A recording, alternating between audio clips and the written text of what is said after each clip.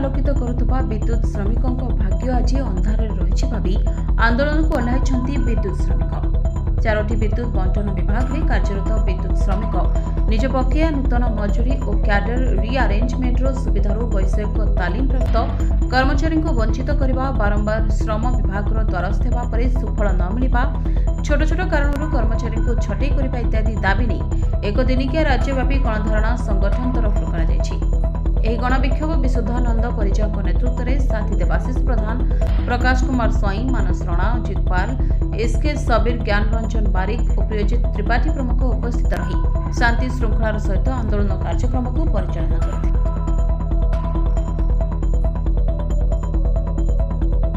मु देवाशीष प्रधान TPCODL zonal secretary Odisha विद्युत कर्मचारी महासंघ। आज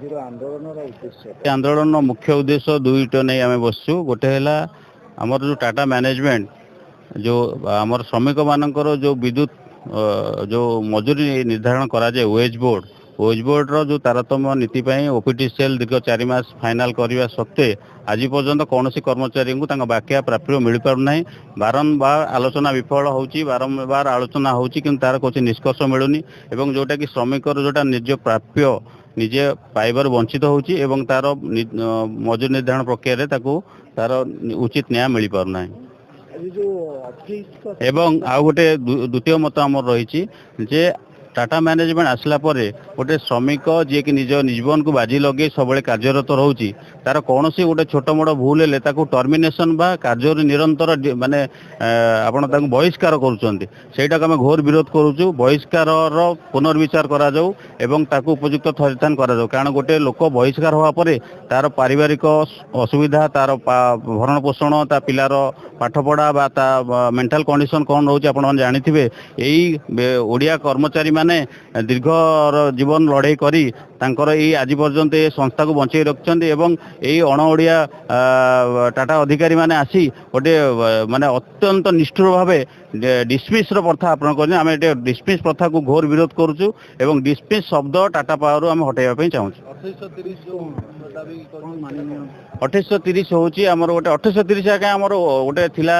तारतम्य थिला ग्रेडेसन भितर जोटा कि आमर लाइनमैन 3 जिते एंट्री लेवल को आसो से 2830 पाइबा कथा जोटा कि आमर ओपीटीसीएल महोदय एवं जोटा कि राज्य सरकार अधीनस्थ संस्था ताको फाइनाल करने सत्वे टाटा अधिकारी मानकर चांचक जोगु आज पर्यंत से अधिकार कर्मचारी माने वंचित रोचन जदि ये दाबी पूर्ण न हुए आज आम एठी एक सहादापूर्ण वातावरण गणधारणा देचु आम आशा करूँ आपण मध्य कथा रखा चाहूँ जे बिजुली क्षेत्र में 24/7 सर्विस दबार यही कर्मचारी मानकर जदि न्याय दाबी पूर्ण न करा जाए आम या व्यापक रूपे आंदोलनात्मक पन्था ग्रहण करूँ असहयोग को बाध्य हो आपण मानकर निमंते जणाई देवाक चाहूँ टाटा कर्मचारी मानक असहयोग कार्यपन्था ग्रहण करूँ बसीचु आम आमर सीमित कर्मचारी नहीं बसीचु एवं आमर उपभोक्ता मानकर कौन से असुविधा जगह आम यत्नवान अच्छु एवं कार्य निरंतर दि जाउछि। कटकरू दामोदर बेउरा को रिपोर्ट एस न्यूज ओडिया।